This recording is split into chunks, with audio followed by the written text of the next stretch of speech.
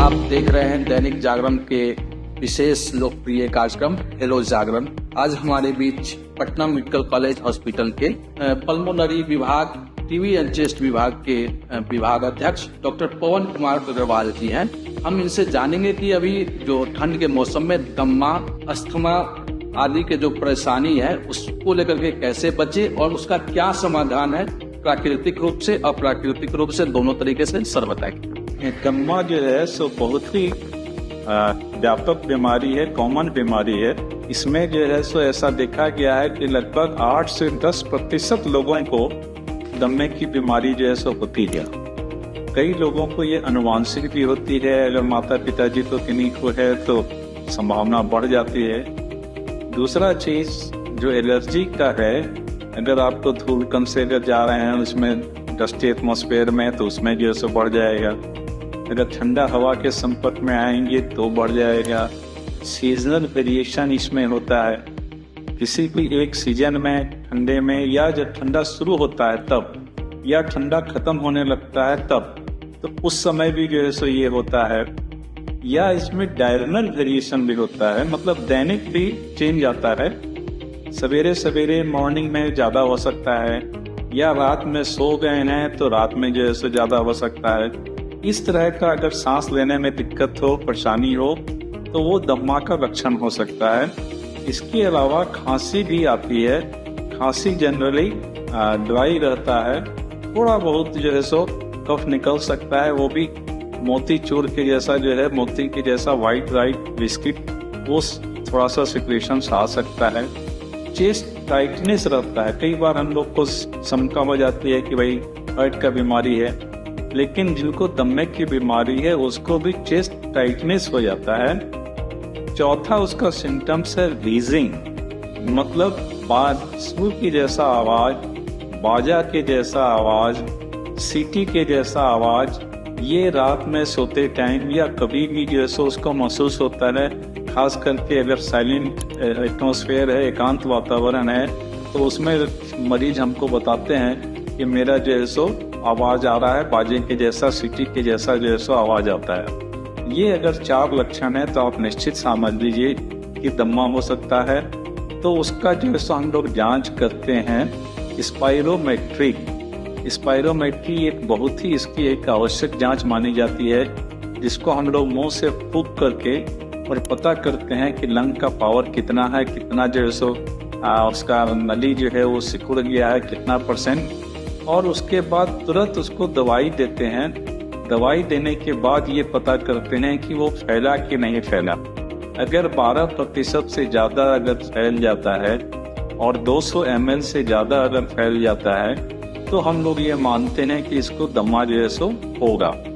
लेकिन सबको ऐसा नहीं मिलता है, किसी किसी को नहीं भी जो है सो फैलाव मिलता है, तो भी उसको फिर हम लोग 15 दिन दवाई देते हैं। 15 दिन के बाद फिर दोबारा जांच करके देखते हैं कि उसको फैलता है कि नहीं। अगर स्पाइरोमेट्री की जांच नहीं हो सकती है तो उससे भी एक साधारण जांच है, ब्रीदोमीटर होता है, जिसको हम लोग पीक फ्लो मीटर भी कहते हैं।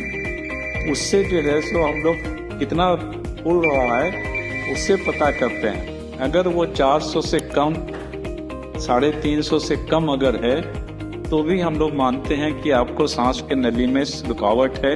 तो ये 2 जांच कम से कम आवश्यक है। तीसरा उनका इस्नोफिलिया देखने के लिए ब्लड का हम लोग जांच करवाते हैं। उसमें सीरम IgE लेवल करवाते हैं कि हाँ एलर्जी की कितनी मात्रा है, वो जो है कि नहीं सो देखा जाता है। अगर ये सब में आपका बीमारी अगर आता है पकड़ में कि हाँ भाई इनको दम्मा है, तो हम लोग उसको फिर प्रिस्क्राइब करते हैं दवाई। इसमें सबसे उपयुक्त दवाई होती है इनहेलर, कैप्सूल रूप में भी होता है और वो पंप के रूप में MDI इनहेलर भी होता है। वो जो है सो लेना चाहिए। उसको लेने से डायरेक्ट वो फेफड़ा पर असर करता है। कई बार हम लोगों को भ्रम हो जाता है कि नहीं डॉक्टर साहब हमको खाने का दवाई दे दीजिए, इनहेलर तो बहुत सीरियस चीज है, इनहेलर हम नहीं लेंगे। लेकिन मैं आपके माध्यम से सब लोग को बताना चाहता हूँ कि यह सबसे सुरक्षित और सबसे इफेक्टिव उपाय है, सबसे कार्यकारी जो है दवाई है इनहेलर या रोटा कैप का जो इनहेलर आता है कैप्सूल, उसको लेना। ये डायरेक्ट फेफड़ा में जाके असर करता है। खाने की दवाई कोई भी अगर मैं दूंगा तो वो पेट में जाएगा, पेट से पूरे शरीर में जाएगा, तब फेफड़े पर आएगा, तो 20 गुना ज्यादा मात्रा में देनी पड़ती है। आप कोई भी टेबलेट उठाकर देख लीजिए, वो 4 मिलीग्राम 8 मिलीग्राम की दवा जो है सो होती है, और इसमें रहती है माइक्रोग्राम। माइक्रोग्राम आप जानते हैं 1 मिलीग्राम का 1000वां भाग होता है माइक्रोग्राम, तो 200 माइक्रोग्राम 400 माइक्रोग्राम की दवाई उसके अंदर दी जाती है। आप खुद सोच सकते हैं कि इनहेलर में कितना कम मात्रा में हम लोग दवाई देते हैं, उससे जो है सो आराम आने लगता है। तो ये जरूर जो है कि नहीं इसे लेना चाहिए इनहेलर का। और साधारण जो उपाय है, जैसे ठंडा से बचना है, धूल गर्दे वाले में नहीं बचना है, कभी अगर जाना भी पड़े तो आप मास्क लगाकर जो है सो जाएं, तब जो है सो उसके अंदर उस वातावरण में जाएं। तो ये सब अगर आप करते हैं तो आपको फायदा होगा। एक और अगर फायदे वाली चीज है जो मैं बताता हूँ, अगर खास करके एलर्जिक राइनाइटिस भी है तो जल नीति का प्रयोग करना चाहिए।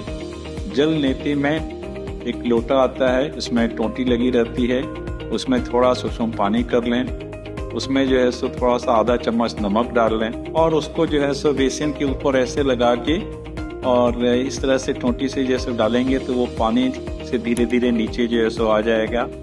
फिर इस तरह से उल्टा करके फिर इधर से नाक से पानी डालिए तो इधर से जो है सो आ जाएगा।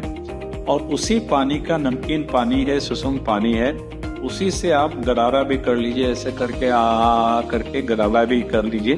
तो ये जो है सो बहुत फायदा करता है, आपका जितना भी एलर्जी का चीज है वो सब जो है सो बाहर निकाल देगा, तो आपको दम्मा भी बढ़ने से रोकेगा।